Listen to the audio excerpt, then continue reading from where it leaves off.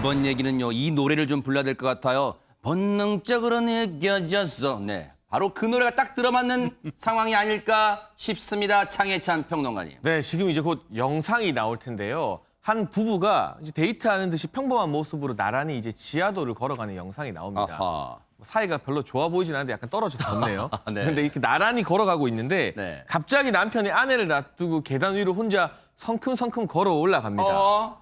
사실 저렇게 혼자 먼저 올라가면 아내한테 혼나거든요. 그렇죠. 근데 뭔가 이유가 있겠죠. 네. 드디어 이 한 남성을 가운데 두고 시민들, 아내들, 이 남편이 둘러싸고 있는 이 모습이 CCTV에 찍혔습니다. 지금 영상에는 아무런 소리도 안 들리니까 저 영상만으로 도저히 감이 안 잡히는데요, 김복준 의원님. 아마 저 밑에서 걸어서 올라갈 때는 부부가 나왔던 것 같아요. 네. 그러다가 남편 측에서 이 지하도 계단 그 위쪽에 뭔가 이상한 장면을 발견을 한 거고요. 그러니까 아내한테 잠깐 있으라고 그러고 이제 저 사람이 뛰어 올라간 건데 보니까 아마 그 위에서 몰래 여성의 신체를 촬영하는 사람을 목격한 것 같습니다. 그러니까 이제 그 사람 잡으려고 올라갔는데 결국 보니까 아마 비번이었던 것 같아요. 현직 경찰관입니다. 경찰관이었어요. 그러니까 뭐 경찰관이니까 저거 보고 그냥 간다면 경찰 아니죠. 네. 그래서 이제 불법 그 몰카범이라 할 수 있죠. 네. 검거한 겁니다. 정말로 그 몰카범, 그 파렴치한 몰카범 입장에서는 임자를 제대로 만난 격인데 저 당시의 상황 직접 한번 들어보시고 이어가 보도록 하겠습니다. 제가 아내랑 밥 먹으러 가고 있던 길이었는데 그 앞에 가던 남성이 그 계단 오르는 여성을 좀 바짝 붙어가지고 걸어가시더라고요. 근데 그게 좀 부자연스러워가지고 좀 유심히 봤는데 뒷주머니에서 휴대폰을 꺼내가지고 그 여성 신체 특정 부위를 촬영을 하더라고요.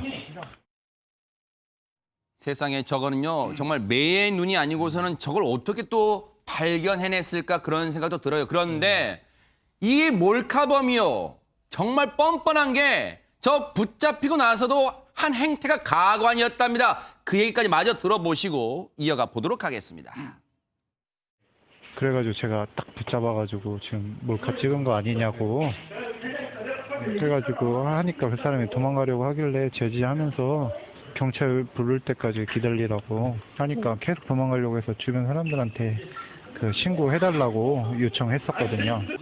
그 사람한테 확인 같이 하자고 하니까 사생활이라고 확인 안 된다고 해서 그러면 경찰 부를 테니까 좀 기다리라고 하니까 계속 도망가려고 해가지고 기다리는 동안에 저 뿌리치고 도망가는데 바로 쫓아가서 잡았거든요.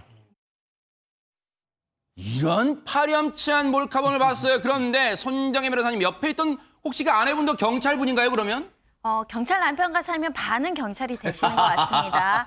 아내분께서 굉장히 검거 과정에서 또는 이 수사에 협조적인 모습을 보이셨는데요. 일단은 피해자는 몰랐다는 거예요. 이렇게 누가 나를 찍고 있는 것조차 전혀 모르고 있어서 세상에. 현장에서 사라지신 거죠. 그래서 아내분께서 주변을 쭉 찾아보니까 저분이 피해자 같다라고 찾아내서 이러한 사정이 있고 당신이 이렇게 범행의 표적이 됐다. 수사에 협조할 것을 이제 부탁을 드렸다라고 하고요. 만약에 범인을 검거해도 피해자 없으면 수사기관에서 좀 애먹거든요. 그러겠네요. 아마 아내 도움이 현격하게 지금 발휘된 사건이 아닌가 생각이 듭니다. 저기가 이제 7월 5일 날 대전 둔산동에 있는 한 지하도였답니다. 그런데 김복준 의원님도 사실 현직에 계실 때 이 32년간의 경찰 생활하시면서 비번 날에도 저렇게 검거 본능을 숨기지 못하신 데 많으실 것 같습니다. 몇 번 있었죠. 아하. 사실 비번 날은 이제 아내하고 모처럼 그 시간 내서 데이트하는데 그런데 또 아무리 쉬는 날이라고 하더라도 경찰관이잖아요. 신분은 일단 경찰관은 입직하는 날부터 퇴직할 때까지는 경찰이죠. 예, 그렇잖아요. 뭐 편의상 근무 비번 정해놓은 거지 신분은 경찰이잖아요. 그러니까 개입을 해야 되는데 저도 개입 몇 번 했다가 아내한테 혼도 나봤어요. 왜요? 결국은 그래도 잘했다 이런 얘기 들었는데 맞습니다. 저거 뭐 굉장히 열심히 잘했고 현장에서 좋은 일 했지만 경찰관은 쉬는 날이라고 하더라도요. 그러니까요. 범죄 현장 목격하면 그냥 가면 그건 경찰 아니죠. 네?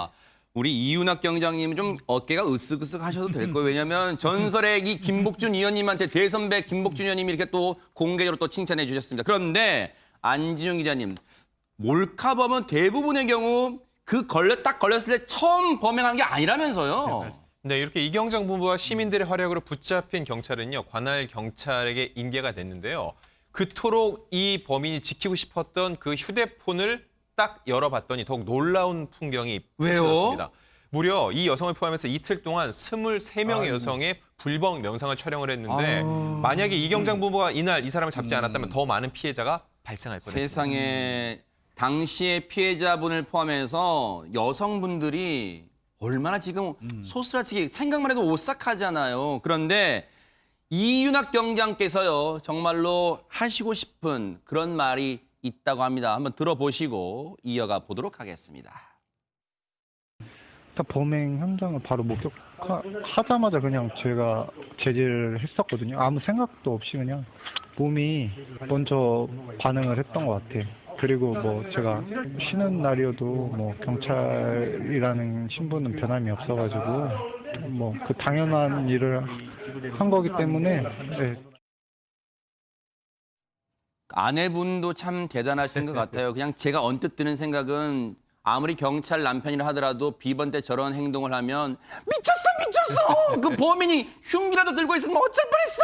라고 했을 것 같은데 정말로 의연하게 오히려 더 피해자분을 찾아주시고 또 남편분을 응원해 주시는 아내분이 있기에 지금 이 순간에도 경찰분 또 경찰 부부들이 또 힘을 내는 거 아닌가 이런 생각을 해봅니다. 우리 이윤학 경장을 또 소개해드려야 되죠. 대전 동부경찰서 용전지구대의 이윤학 경장님과 그 아내분 정말로 감사의 박수를 보내드리겠습니다. 고맙습니다.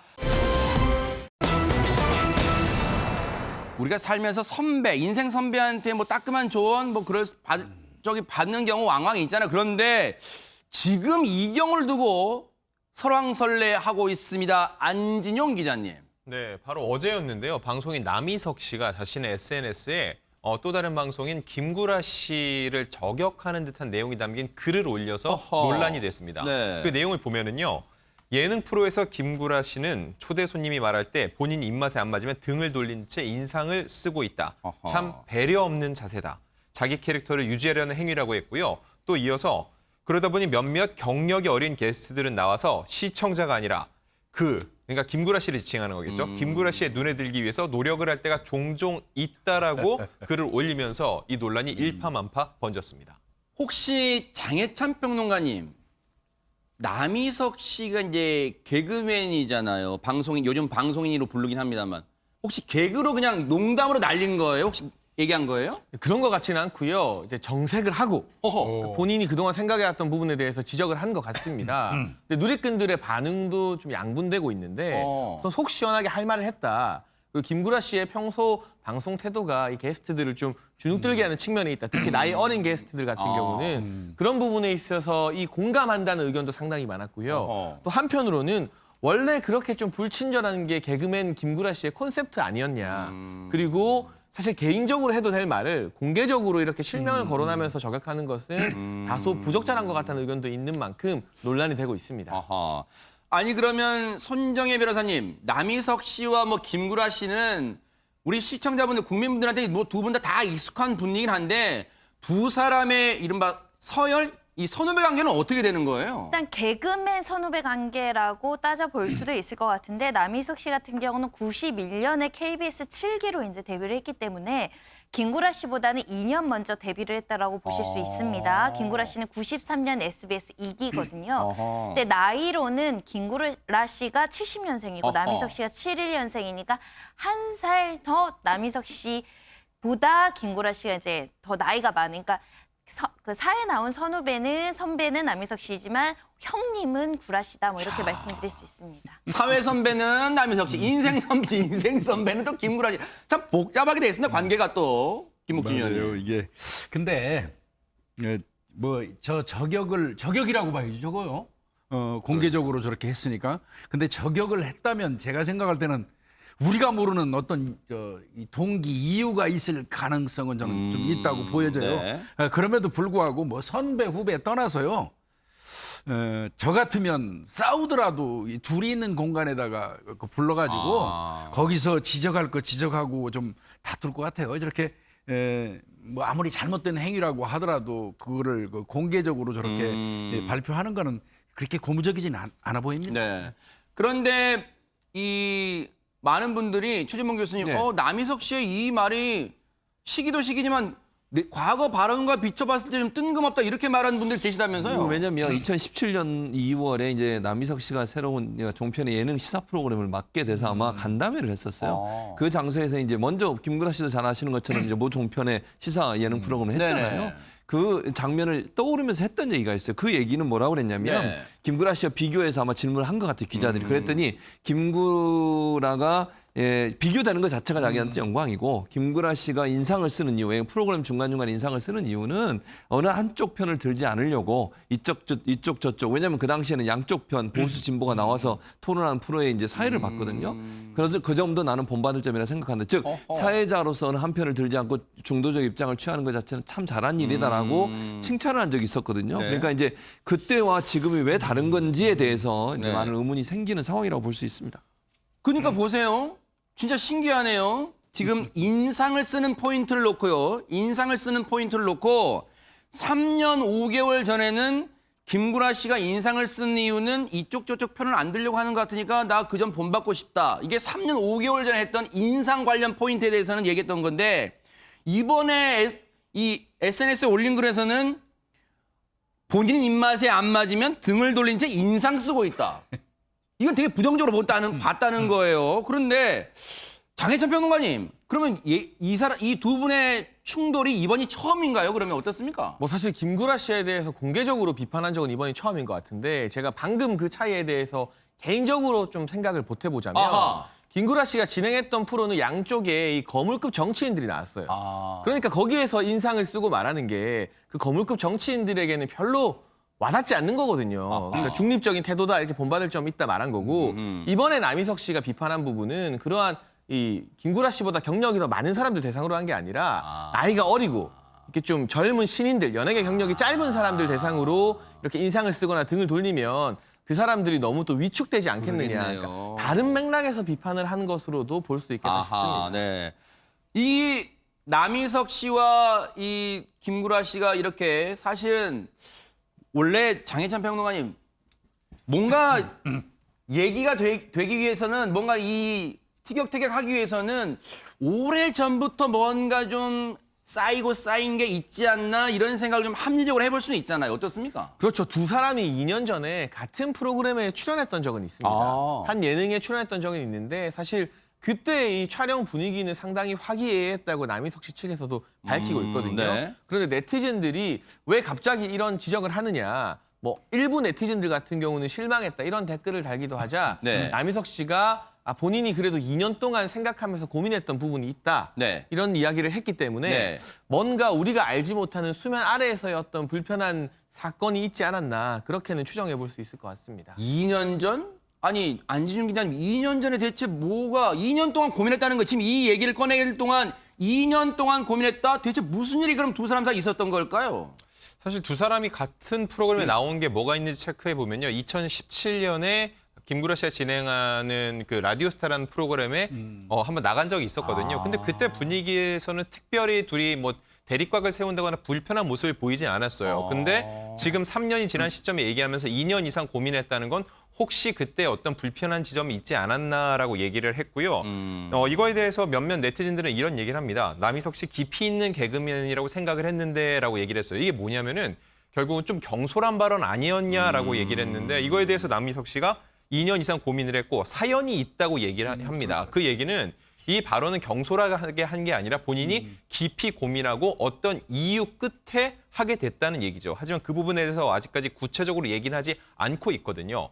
그래서 두 사람이 과연 어떤 문제로 이런 좀 대립각을 세우는 모습을 보이게 된 건지에 대해서 계속적으로 궁금증이 커지고 있습니다. 근데 이제 어떤 동일한 사안도 입장에 따라서 또 보는 시각에 따라 다르게 볼 수는 있잖아요. 그런데 최진봉 교수님, 예.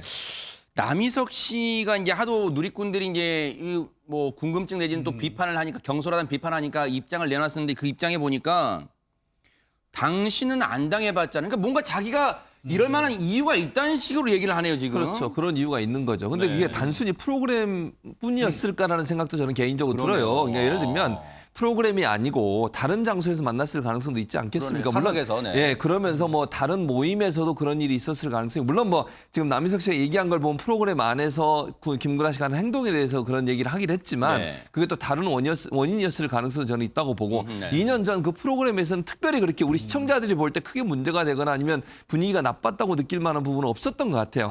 그러다 보니까 이제 일반인들 생각할 때는 뭐 그때 그렇게 크게 문제된 건 없었던 것 같은데라고 아마 표현을 하는 것 같고 또 이제 혹시나 이럴 수는 있겠요. 남희석 씨 입장에서 봤을 때 우리 일반인들이 보지 못하는 뭔가 또 다른 또는 이 프로그램 녹화가 방송에 나오는 건 1시간이지만 4시간 정도 해요, 일반적으로. 아하. 그러니까 이게 편집됐을 가능성은 충분히 있다고 저는 보여줘요. 이게 생방송으로 나가는 프로가 아니잖아요. 지금 그러네요. 안정기사 얘기했던 그 프로 같은 경우에는 한 서너 시간 정도 촬영하고 그중에 1시간으로 이제 편집해서 나가는 거니까 우리가 이 일반 시청자들이 보지 못하는 가운데 녹화하는 과정에 또 무슨 일이 있었는지는 우리는 알 수 없는 거죠. 남희석 씨가 뭐를 가지고 얘기하는지 우리가 알 수 없지만 본인이 경험했던 일 중에 혹시나 기분 나쁜 일이 있었을 가능성은 충분히 예측해 볼 수 있을 것 같습니다. 네. 김복신 의원님, 네. 이 박수 소리가 나려면 한쪽 손이 있을 때 마주치는 네. 손이 딱 있어야 되잖아요. 근데 김구라 씨 입장이 지금 안 나왔어요, 아직도. 김구라 씨 측 그 소속사에서는 무대응하겠다는 거예요. 아, 그래요? 무대응하겠다는 거고 이제 뭐 이 남희석 씨 측 소속사에서는 뭐 개인적으로 올리는 SNS까지 우리가 개입할 수는 없지 않느냐 이제 이런 입장인데 제가 볼 때 두 분 다 그래도 국민들한테 사랑받는 연예인이잖아요. 맞아요. 둘이 무작정 만나가지고 해결하는 게 좋을 것 같고요. 자꾸 요즘에 그 몸싸움 많이 하더라고요. 저 동료들끼리 넘어뜨리고 네. 여기에 또 이 저 들어오니까 이상하네요. 예. 네. 안진영 기자님, 네네.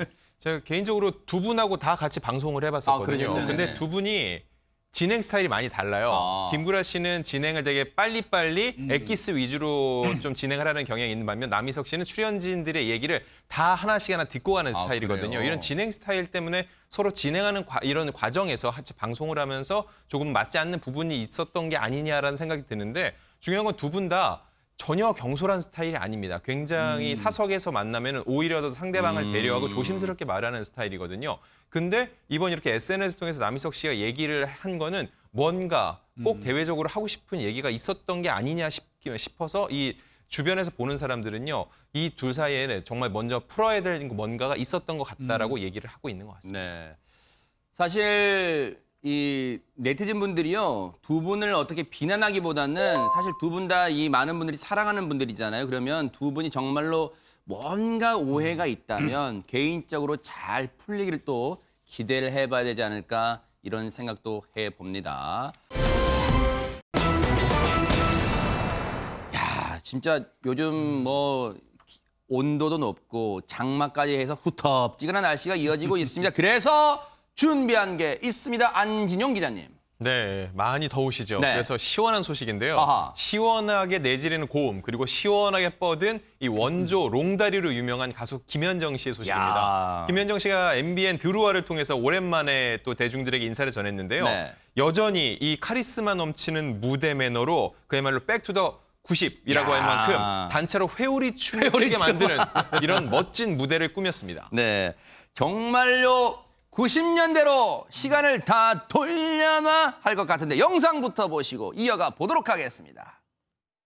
Are you ready? Yeah! Yeah! 소리 질러! 와! 자, 붐! 하나, 둘, 셋! 자, 숨어! 좀더 다 돌려봐! 너를 만나기 전에 내 모습으로 추억으로 돌리기에 내 상처가 너무 뻔뻔하게 바로 너를 사랑한다면 everybody 너 같은 사람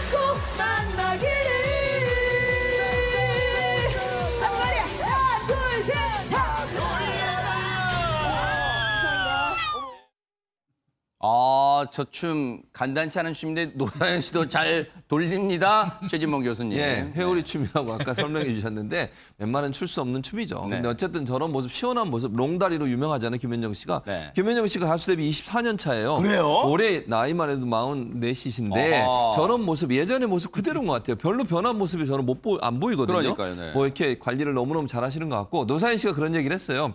김현정 씨가 처음 데뷔했을 때 자기 그렇게 생각해 나와 비슷한 가수가 한 명 나왔구나. 아, 국민들이 동의할지 안 할지는 제가 잘 모르겠습니다. 어쨌든 그런데 이제 다른 것보다 시원하게 내 질르는 점에 있어서는 네. 뭐 자기도 그렇고 그다음에 김현정 씨도 그렇고 그런 점에서는 정말 타의 추종을 불허한다라고 얘기하고 있는데요. 그러면서 얘기했던 게 탄산수처럼 아주 시원하게 가창하는 저 가창력 그것이 요즘처럼 답답한 국민들의 마음을 뻥 뚫어줄 것이다. 네. 이런 덕담도 나눴습니다. 김현정 씨 하면은 뭐 90년대를 그냥 아주 강타했다고 해도 과언이 아닌데 히트곡이 정말 무수히 많습니다. 한번 들어보시고 이어가 보도록 하겠습니다.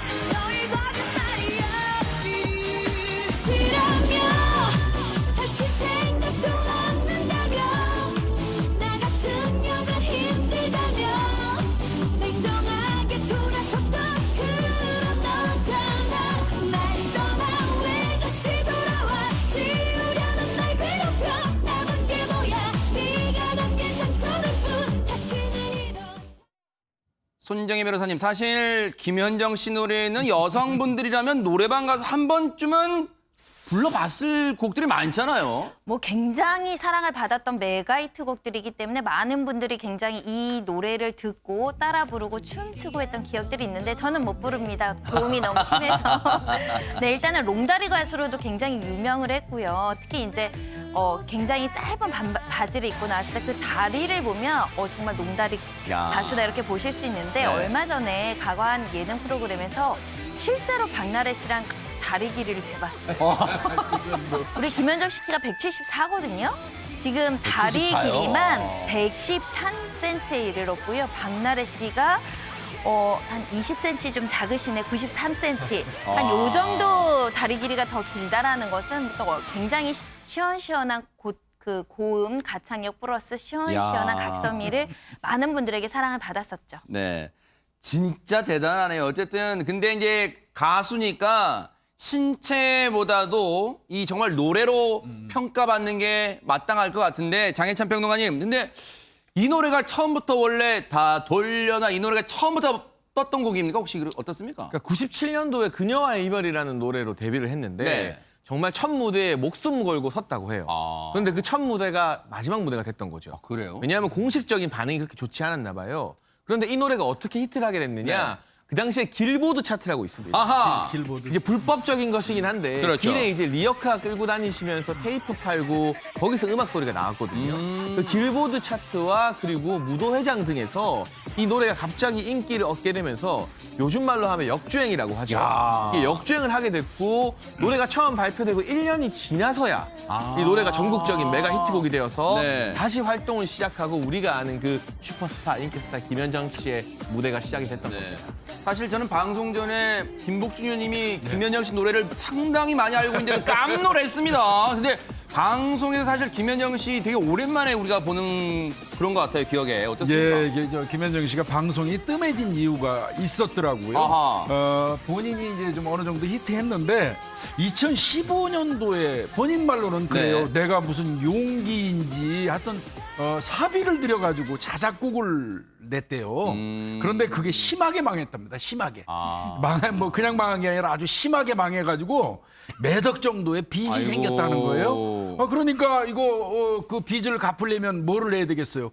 방송보다는 공연을 많이 해야 되겠죠. 그래서 뭐 이른바 행사를 많이 했군요. 행사, 뭐 공연하러 서울, 지방 뭐 이런데 심지어 해외도 나가고요. 심지어는 뭐 미군 부대까지 그 행사에 그래요? 참여해서 공연을 했다. 그런데 이제 그때 반응은 굉장히 그래요? 반응 좋죠, 뭐 그렇죠. 당연히 네. 시원시원하니까 네. 그랬다고 합니다. 예. 90년대를 주름 잡았던 가수기 때문에 떴다면 뭐 반응은 좋았을 것 같은데 안진용 기자님, 사실 어떻게 보면 슬럼프 없이 계속 롱런할 것 같았는데 한동안 안 보여서 진짜 뭔가 일이 있었나 봐요, 많이. 대중들은 잘 나가는 모습만 기억을 하니까요. 스타들의 슬럼프 기간을 잘 몰라요. 근데 김현정 씨가 굉장히 슬럼프가 많았습니다. 예를 들어서 이렇게 힘든 시기를 겪을 때 덤프트럭과 충돌 사고가 나서 세상에. 전치 4주의 부상을 입어서 또 활동을 할 수 없었고요. 네. 한창 활동하던 2008년에는 성대 결절이 일어났습니다. 아이고. 이 성대 결절이 결국 성대도 근육이거든요. 이쪽이 제대로 이제 맞물리지 않으면은 김현정 씨의 이 트레이드 마크죠. 고음이 불가합니다. 그래서 제대로 노래를 부를 수 없었던 거고요. 중국에서 잠깐 지내던 때가 있었는데 그때 너무 고통을 느껴서 응급실을 찾았는데 담석이 발견됐다는 겁니다. 괴사 직전까지 가서 더 늦었으면 정말 목숨을 잃을 수 있는 아찔한 순간이었는데 이런 긴 슬럼프를 겪으면서도 김현정 씨가 가수 활동을 이어왔던 겁니다. 아하. 제2의 전성기를 한번 다시 누리시기를 기대를 해보고요. 그런가 하면요. 아픔을 딛고 다시 복귀하신 분 또 있습니다. 오랜만에 만나는 분입니다. 장희찬 평론가님 누굽니까? 네, 바로 개그우먼 김미려 씨인데요. 아하. 김미려 씨는 14년 전에 이 부잣집 사모님 캐릭터로 굉장히 열풍적인 인기를 누렸습니다. 김기사 운전해라는 유행어를 정말 어린아이들이 다 따라하고 다녔었는데 이번에 방송 출연에서는요. 개그맨 이수근 씨가 1일 기사로 등장을 했다고 합니다. 김 기사가 아니라 이 기사가 되는 거죠. 이 기사 운전해. 네, 이 기사 운전해 하면서 등장해서 이렇게 모피 패션을 입고 또 사모님답게 등장했는데 이 더운 여름날에 모피를 입고 등장하니까 MC들이 덥지 않냐고 물어보자 네. 더운 게 중요한 게 아니라 지금 상금이 올랐다는 소문을 듣고 찾아왔다면서 여전한 입담을 선보였습니다. 네. 자, 오랜만에 소환한 자 사모님 김미려 씨 한번 영상으로 만나보시고 이어가 보도록 하겠습니다. 이게서 네, 운전해. 네 사모님 어디로 모실까요? 드라이브 스루 존으로 좀 가. 네 사모님 출발하겠습니다 사모님 모시도록 하겠습니다. 네. 자 그러면 노래 어떤 거 걸어놓을까요? 내가 또 급이 있다 보니까 휘트니 휴스턴의 The Greatest Love of All. 자 뒤쪽 발음을 그냥 흘리신 것 같은데 정확한 발음 부탁드리면 저희가 입력이 안 돼가지고요. The Greatest Love of All. It's happening to me. I found the greatest love of all. It's easy to achieve.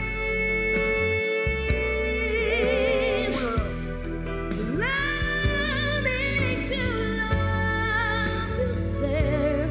It is the greatest love of all. 최진봉 교수님 팩트 체크합니다. 예. 립싱크 아니죠? 아닙니다. 저 실제 노래였던 어허. 거예요. 정말 놀랍죠. 저도 보면서 놀랐는데 이분이 사실은 이제 2006년에 아까 장희찬 평론가 얘기했듯이 사모님이라는 캐릭터 엄청난 인기를 네. 누렸잖아요. 그런데 그 뒤에 2007년도에 음반을 발매를 했었어요. 그러니까 이미 가수로 데뷔를 했던 분인데 그랬군요. 그런데 우리가 잘 몰랐던 거죠. 그런데 이번에 노래 부르는 거 보니까 우리 위원님도 그런 얘기 했잖아요. 저거 쉽게 부를 수 있는 노래가 아니라고. 정말 열창을 하면서 고음을 정말 깔끔하게 소화한 모습을 보면서 네. 정말 대단한 생각이 들었는데 남상희 씨가 저기 나와 있잖아요. 지금 네. 남상희 씨가 그런 얘기를 했어요. 어떻게 이렇게 보석 같은 분이 개그계에 있었는지 모르겠다. 이야. 지금 당장 만약에 노래로 전향해도 최고의 가수가 될 수 있을 것 같다. 이런 칭찬을 했는데 정말 가창력이 뛰어난 가수 중에 한 분이었다. 이렇게 네. 볼 수 있을 것 같습니다. 김미려 씨가 개그 활동을 잠시 내려놨었는데 그동안 어떻게 지냈는지 궁금하실 겁니다. 만나보시고 이어가 보도록 하겠습니다. 뭐야 이거 치카치카 하고 있어 알았지? 먹지 말고 뭐 엄마 씻고 올게 가만있어 먹어.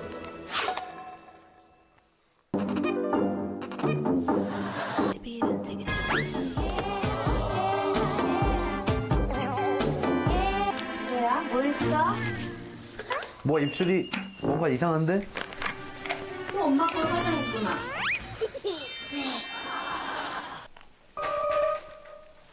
나도. 언니도 그만 가잖아, 많이. 미안한데 이거 값이 좀 나가는 거라. 많이.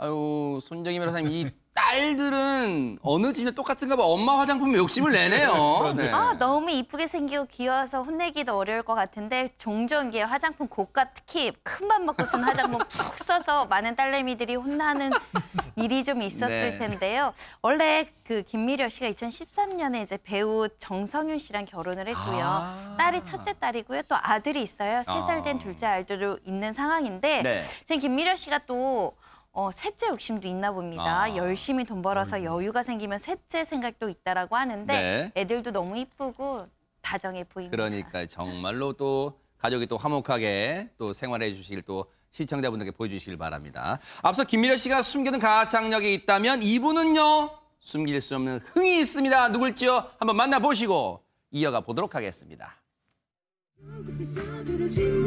좀 더 멋지게 다가와 가슴이 뜨거운 사랑 이 밤 너와 함께 느끼고파 사랑의 노래를 불러 너와 나 하나가 되어 다 멈출 수 없는 그 춤을 이 밤 너와 함께 추고 싶어 내가 내게 줄 수 있는 사랑을 너에게 줄게 한번 더 거침없는 너의 사랑 너와 나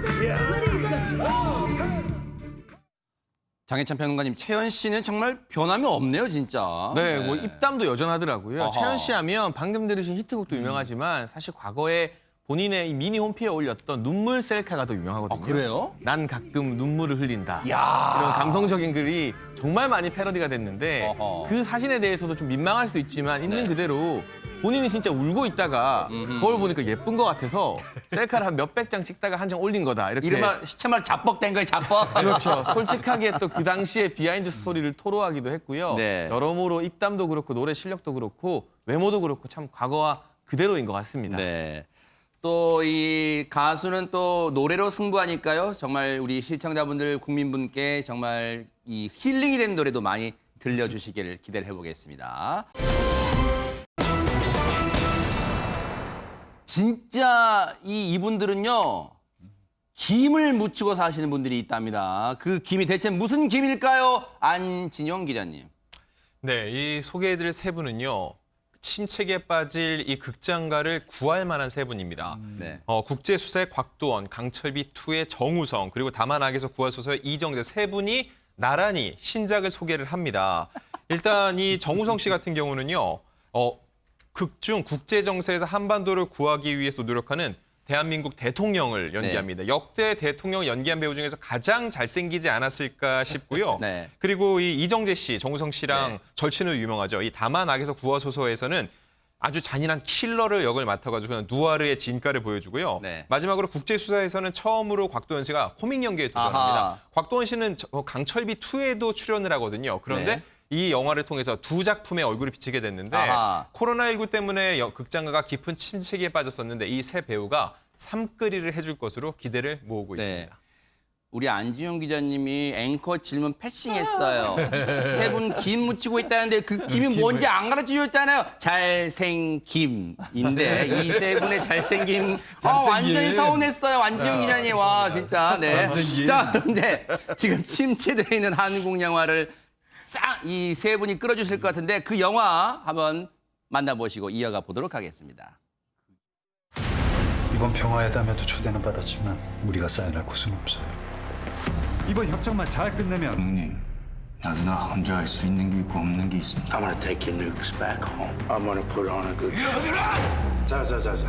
일본 오야시오급 잠수함 격침시키면 독도 전쟁이요. 너와 연관된 인간들을 모두 죽일 거야. 이럴 필요까지는 없지 않느냐는 말이야. 기대하라고. 아직 끝난 게 아니니까. 딱 한 번 받은 거 아니야? 말일까지 상환 안 되시면 절차대로 진행하겠습니다. 이거는 좀 아닌 거 아니에요? 형사한테 보이스 피싱질을. 엄마, 나 형사야, 엄마.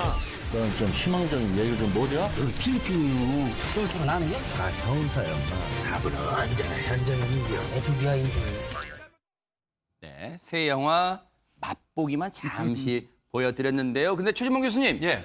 이정재 씨하고 정우성 씨는 워낙 유명한 절친이니까 그런 줄 알았는데 곽도원 씨도 절친이에요? 예, 그렇습니다. 세 분이 다 1973년생 동갑내기입니다. 그래 소띠. 예, 그런데 이제 아까 말씀하신 것처럼 이정재 씨하고 정우성 씨는 1998년도 영화 태양은 없다에서 같이 출연하면서 절친이 됐어요. 맞아요. 그래서 찐 우정의 아이콘들이 서로의 시사회에 다 갑니다. 그래요? 서로가.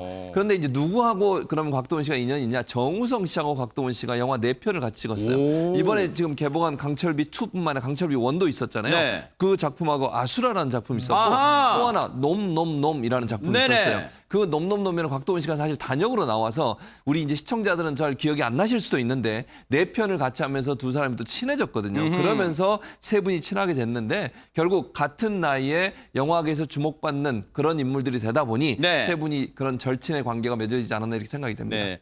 사실 앞서 말씀해 주신 대로 연예계 대표 절친하면 이정재 씨와 정우성 씨 빼놓을 수 없는데 이 두 분이 친하지만 경쟁은 경쟁입니다. 스크린 경쟁 뜨겁다면서요, 장희찬 평론가님. 네, 벌써 4년 연속 정우성, 이정재 빅매치가 극장가에서 실현이 되었습니다. 그래요? 태양은 없다에서는 같이 출연했지만 2017년도에는 정우성 씨가 강철비, 이정재 씨가 그 당시 신과 함께 재화벌로 맞붙었었고요. 그 다음에 2018년도에는 정우성 씨가 일랑, 이정재 씨는 신과 함께 후속편인 인과연, 19년도에는 증인 대 사바, 그리고 올해 2020년도에는 방금 보신 강철비 2와 다만 악에서 구하소서로 4년 연속 빅매치가 성사됐는데 두 사람이 경쟁 의식을 느끼기에는 너무 친한 사이라 이정재 씨 같은 경우는 본인 영화는 아직 떨리는 마음에 시사회에서 잘 못 본대요. 아, 그래요? 그런데 정우성 씨 영화는 꼭 찾아보고 어떤 댓글이 달리는지 살펴본다고 하고요. 정우성 씨 같은 경우도 영화가 같이 걸리는 것에 대해서 특별히 의식하는 게 없고 대부분 영화의 장르가 다르기 때문에 관객들이 알아서 잘 선택할 거라고 믿는다는 네. 그런 인터뷰를 남기기도 했습니다. 자, 이 김이 묻은 두 친구를 한 편에서 같이 볼 수 있는 그 전설적인 영화 만나보시고 이어가 보도록 하겠습니다.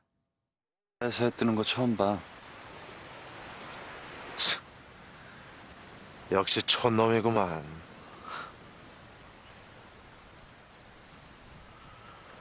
하기야. 도시엔 저런 태양은 없지. I took my troubles down to Madame Ruth. You know that gypsy with the gold cap too. She's got a make it up right here in the sink. It smells like turpentine and the... 근데 여기서 궁금합니다. 손정혜 변호사님, 혹시 두 사람이 영화 속에서만 친한 것처럼 행동하는 거 아니에요? 저분 별명들이 청담동 부부라는 거 아니에요?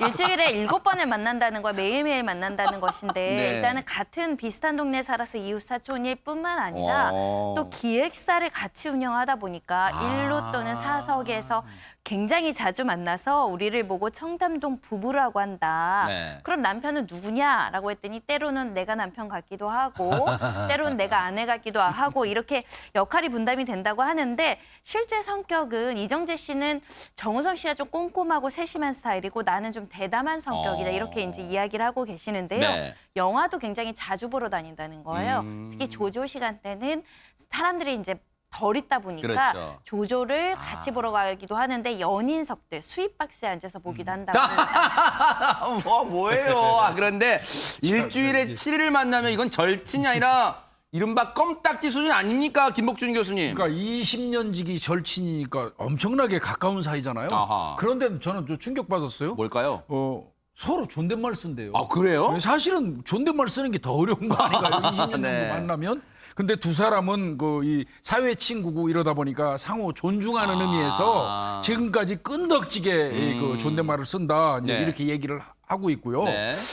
애초에 아까 태양은 없다 이거 나왔을 때 네. 언론이라든지 이런 데서는 두 사람을 자꾸 라이벌로 모르고 갔던 것 같아요. 그래서 좀 서로 어떻게 보면 경쟁을 좀 부추겨 가지고 재미있게 하려고 했던 것 같은데. 본인들은 정작 그렇게 생각 안 했대요. 상호 간에 서로를 인정한 거예요. 아하. 상호의 어떤 그 경력을 존중해주거나 뭐 이러기 때문에 네. 편하게 이 존댓말을 하면서 사귀어 왔다고 얘기하고 있거든요. 네. 근데 뭐 여전히 저는 그렇습니다. 20년 동안 왜 말 안 올까? 사귀어 오면서 존댓말을 쓰는 게 훨씬 어려울 것 같은 느낌이 들거든요. 네. 네. 자, 두 사람은 어떻게 얘기를 하고 있을까요? 관련 얘기 들어보시고 이어가 보도록 하겠습니다.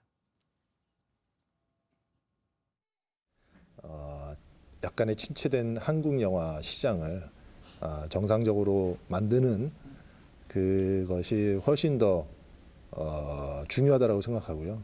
그런 측면에서 정상회담도 그렇고 저희 다만학도 그렇고 다 많은 분들께 사랑받는 영화가 됐으면 좋겠습니다. 비결은 없습니다. 비결은 없고요. 그런데 어떻게 보면 이제 배우로서 어떤 외모적인 어떤 특성으로의 평가가 우선시 된다면 늘 언제나 어떤 캐릭터를 도전할 때마다 그런 외모적 평가를 먼저 또 뛰어넘어야 되는 허들이 되기도 하거든요. 그게 마냥 좋지는 않은 것 같고요. 그리고 그냥 배우로서 한 인간으로서 자연스럽게 나이 먹어 가려고 하는 그 받아들임이 있는 것 같아요. 안진영 기자님, 시청자분들이 그런 생각하실 거예요. 그렇다면 지금 두 사람이 같이 한 영화에 출연하면 그거 대박 칠 텐데 이런 생각하실 것 같습니다. 그래서 두 사람을 한 프레임 안에 넣는 게요. 충무로의 수건 사업 중에 하나입니다. 그래요? 네. 이미 시도가 있었는데 다 불발이 됐어요. 사실 정우성 씨가 뭐 그동안 이정재 씨가 맡았던 배역 중에서 욕심나는 게 있냐라는 거에 대해서 전혀 없다라고 얘기를 해요. 아무래도 둘이 바라보는 좀 지점이 다른 것 같다라고 했는데 그렇게 둘이 영화 작품을 보는 눈이 다르기 때문에 한 작품에 출연하기가 힘들었던 것 같은데 이번에 또 다른 시도가 있습니다. 뭐냐면은 이정재 씨가 헌트라는 영화를 직접 연출, 감독 데뷔하면서 출연까지 하거든요. 이거를 정우성 씨한테 출연하자고 제안을 했습니다. 그런데 4년간 제안을 했는데 4년 동안 퇴짜를 맞았대요. 그만큼 신중하게 고르고 있는데 주변에서는 그런 얘기도 하거든요. 좋은 게 좋은 거라고 하는데 두 사람이 20년 동안 이런 깊은 우정을 유지할 수 있었던 건요. 그런 좋은 게 좋은 거라는 걸 안 했기 때문이에요. 굉장히 신중하게 생각을 하고 서로를 배려했고 그러겠네요. 누군가가 어떤 얘기를 했을 때 그거에 반기를 드는 게 아니라 인정을 했기 때문에 두 사람이 지금까지 관계를 유지해 올 수 있었던 겁니다. 네. 아니 뭐 정우성 씨와 이정재 씨는 누구나 거의 다 아는 절친이지만 아니 정우성 씨하고 곽도원 씨 접점이 어떻게 될까요? 궁금합니다. 같이 영화 촬영을 4번이나 했으니까 그리고 또 동갑내기다 보니까 편하게 친해진 것 같은데 정우성, 이정재의 우정과는 조금 형태가 다릅니다. 그래요? 우선 정우성 씨가 곽도원 씨를 꽉꽉이라는 애칭으로 부른다고 하고요. 곽도원 씨도 정우성 씨를 편하게 이름 부르면서 반말을 쓴다고 하거든요. 그러니까 아무래도 이정재 씨를 처음 만났을 때는 둘 다 이제 톱스타가 되어가는 20대였기 때문에 뭔가 좀 어려운 부분이 있었다면 곽도원 씨와 우정을 맺게 된 건 이제 나이가 중년을 지나서였기 때문에 훨씬 그러네요. 더 편하게 친해진 것 같다고 하고요. 곽도원 씨가 상당히 최고와 달리 애교가 많다고 정우성 씨가 그래요? 그렇게 말을 하더라고요. 네. 반면 정우성 씨는 훨씬 먼저 스타가 되었기 때문에 영화배우로서 이를테면 가져야 할 자세나 태도 이런 부분에 대해서 곽도원 씨에게 많은 것을 알려주는 사이라고 합니다. 네. 이번 영화까지 강철비 2까지요. 4번이나 호흡을 맞췄다는데 두 사람이 정우성 씨와 곽도원 씨 절친이자 경쟁자의 모습을 지금 이어가고 있단 말이에요. 근데 최진봉 교수님, 그러면 사실 카리스마 면에서는 세 사람 다 이 세 사람만의 색깔이 다 있잖아요. 다르잖아요. 그렇죠. 네. 근데 이제 곽도원 씨 같은 경우에는 성공한 덕후라고 불려요. 이유가 뭐냐면 이 정우성 씨에 대해서 처음에 너무너무 그 선망의 대상이 됐다는 겁니다. 정우성 씨가 비트라는 영화에서 유명해졌잖아요. 네. 비트라는 영화 보면 아주 그 오토바이 타고 가는 씬. 근데 오토바이를 탈 때 어떻게 타냐면 손을 놓고 타요. 그거 따라하면 절대 안 되는 거네. 그런데 곽도원 씨가 따라한 거예요, 그거를. 아이고. 그러면서 몇 번을 넘어졌다는 겁니다. 그러니까 비트 영화 지금 저 장면이거든요. 저걸 아무나 따라하면 안 되잖아요. 그러니까요. 네. 그런데 이 곽도원 씨가 저거 하면서 여러 번 넘어져서 다칠 뻔도 했다는 말도 하고 있고 정우성 씨가 거기에 또 한마디 더 거들었어요. 사실은 본인이 비트 영화에서 담배 피는 모습이 멋있게 나오고 그다음에 이제 오토바이 타는 모습이 멋있게 나오다 보니까 청소년들이나 젊은 사람들이 그거 따라하면서 형 때문에 담배 배웠다. 형 때문에 내가 오토바이 타서 사고 났다. 이런 얘기 많이 했대요. 그래서 그 부분은 상당히 좀 미안하다 이런 말을 하는 걸 보면 얼마나 비트라는 영화가 그 젊은이들 사이에 유명했냐를 보여주는 하나의 사례가 되지 않을까 이렇게 생각이 됩니다. 근데 안진용 기자님, 정우성 씨와 이정재 씨의 접점 그리고 정우성 씨와 곽도원 씨의 접점을 알아봤는데 세 사람을 아우르는 공통점은 없어요, 그러면? 참 그 공통점이 안타깝게도요. 불우한 유년 시절이었어요. 네, 정우성 씨가 사당동 판자촌에서 살아왔다는 건 익히 알려져 있는데요. 5가족이 단칸방에서 살았고 한 판자촌에서 집이 헐리면은 그 옆집으로 가서 살 수밖에 없는 상황이었다고 해요. 그래서 중학교 때부터 아르바이트 전선에 뛰어들어서 결국은 중졸일 학력을 마칠 수밖에 없었어요. 그런 아픔이 있었고요. 그리고 이정재 씨 같은 경우도 등록금을 내지 못할 정도로 힘들었고 게다가 자폐를 가진 형이 있습니다. 이 형을 동생인 이정재 씨가 돌보는 과정에서 남들보다 조금 더 일찍 처리될 수밖에 없었고요. 지금 곽도원 씨 같은 경우는 부모님이 모두 돌아가셨습니다. 어릴 적 아버지는 한국 전쟁을 겪으면서 다리가 안 좋았고 어머니는 또 지체 장애가 있으셨다고 하는데 그래서 이런 삶 속에서 세 배우 모두요 스스로 먼저 직접 집안을 꾸리기 위해서 일찍 철들고 일을 할 수밖에 없었던 거죠. 네. 그런데 이런 많은 일들을 겪고 이 감정의 소용돌이를 알기 때문에 이 세 배우 모두 더 깊은 연기를 보일 수 있는 그런 공통점도 있습니다. 사실 많은 시청자분들은 지금 최고의 반열에 오른 저 세 배우를 보면서 에이 뭐 집안 뭐 넉넉하고 잘 도와주니까 뭐 배우 됐겠지 이런 생각하시는 분도 있으실 거예요, 사실은. 그런데 그렇지 않은 것 같습니다. 어허. 곽도원 씨 같은 경우, 근데 저는 곽도원 씨를 보면 왜 자꾸 그냥 능청받은 검사만 자꾸 생각이 나죠. 검사 역할은 아주 엄청 많이 했지 않습니까? 맞아요, 아주 잘해요. 제가 봐도 굉장히 잘 어울려요. 제가 만났던 검사들하고 아, 그래요? 비슷하기도 하고요. 네. 근데 형사 이미지는 사실 아닌 것 같고요. 네. 곡성에서 또 형사 이미지 나왔어요. 저희. 네. 별로 아닌 것 같고요. 네. 근데 이제 이 곽도원 씨 얘기 들어보니까요. 어렸을 때 열병을 알아가지고 왼쪽 귀가 안 들린답니다. 그래요? 청각 장애가 있대요. 그런데 참 저 배우 하는 것도 대단하다는 생각이 들고 본인은 뭐 초등학교 6학년 될 때까지 세상 사람들이 전부 다 한쪽 귀로만 듣는 줄 알았다는 거예요. 아이고. 그런데 이제 과거에 어떤 그 영화 시상식에 이 장애우 친구들이 와가지고 공연을 하는데 울컥했대요. 그러면서 꿈을 포기하지 말라 뭐 이런 얘기도 하는데 하여튼 뭐 이 곽도원 씨 제가 보면 뭐 저 수사물 뭐 이쪽에는 거의 전문 배우 아니겠습니까? 네. 사실 그런 거 보면은요.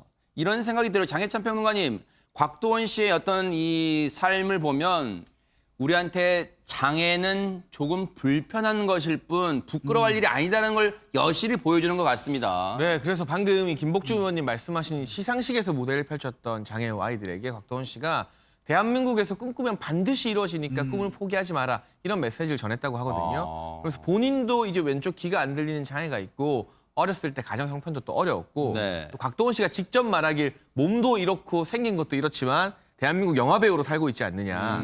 본인을 보고 많은 사람들이 희망을 가졌으면 좋겠다 이런 또 말을 남겼습니다. 네. 근데 이제 세 사람 모두 제일 또 시청자분들 또 팬분들은 그런 거 있잖아요. 공통점이 또 싱글 아니에요? 이 세 분의 공통점이 어떻습니까? 그런데 이 연예에서의 경쟁은 이정재 씨가 앞서가고 있는 것 왜요? 같습니다. 이정재 씨 같은 경우는 임세령 대상그룹 아, 전무와 맞다. 6년째 공개 연애를 하고 있거든요. 네네. 대한민국 탑스타와 이 재벌가 이세화의 공개 연애로 화제가 된 커플인데 아직도 조용히 잘 만나고 있는 것으로 알려지고 있고요. 네. 재테크 같은 경우는 이정재 씨가 잘하는 것 같아요. 어허. 최근에 강남구 신사동에 매입했던 건물을 매각하면서 약 35억 원의 이야. 시세 차익을 얻기도 했다고 하는데 네.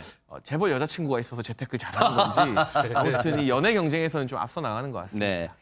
자, 이 세 분의 이 케미 그리고 절친의 이 어떤 힘을요 영화에서도 팬분들에게 많은 발산을 좀 해주시기를 또 기대를 해보도록 하겠습니다.